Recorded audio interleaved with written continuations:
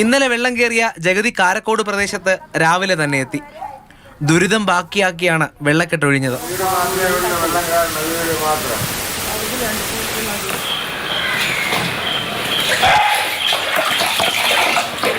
എന്നെക്കൊണ്ട് പറ്റില്ല, ഞാൻ പറഞ്ഞില്ലേ ഹാർട്ട് രോഗിയാണ് ഞാൻ.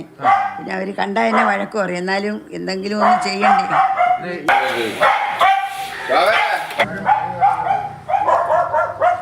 ദുരിതം ശീലമായവരെന്ന് സ്വയം വിശേഷിപ്പിക്കുന്ന മനുഷ്യർ. വെള്ളം വന്നാലും എന്ത് വന്നാലും നമ്മൾ തന്നെ എല്ലാം വൃത്തിയാക്കുക. പിന്നെ നമ്മളെ ഉയിര് കൊണ്ട് ആദ്യം പോകും. നമ്മൾ ഒരു സാധനം എടുത്തോണ്ട് പോവില്ല. നമ്മൾ വരുമ്പോൾ എല്ലാം ചെളിയിലും വെള്ളത്തിലുമായിട്ട് കിടക്കും. ചേട്ടാ, ബുദ്ധിമുട്ടാണോ യാത്ര? നല്ലത്. ഇവിടെ ഈ സമയത്ത് എപ്പോഴും വെള്ളം കിട്ടും ഈ റോഡിൽ? ഉണ്ട്, വെള്ളം കിട്ടും. അത് താഴെയാണ് ഒരുപാട് വെള്ളം കിട്ടും. പേരൂർക്കട ഊളമ്പാറ റോഡിൽ നിന്നുള്ള കാഴ്ചയാണ്.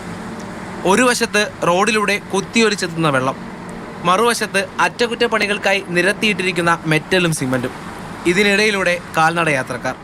ഈ വഴിയിലൂടെ തന്നെ നടക്കാൻ തന്നെ വലിയ ബുദ്ധിമുട്ടുണ്ട്. അവിടെ ഓടാ, അവിടെ ഒരു വെട്ടിയും കൂടെ വെച്ചിരിക്കുന്നു. ഈ ഫുട്പാത്തിലൂടെ വെള്ളം ഓവർഫ്ലോ ചെയ്ത് വരികയാണ്, വളരെ ബുദ്ധിമുട്ട്. ഒഴുകുന്ന ജലം ഒടുവിലെത്തുന്നത് മണ്ണാമൂല, മേലത്തുമേലെ ഉൾപ്പെടെയുള്ള താഴ്ന്ന പ്രദേശങ്ങളിലാണ്.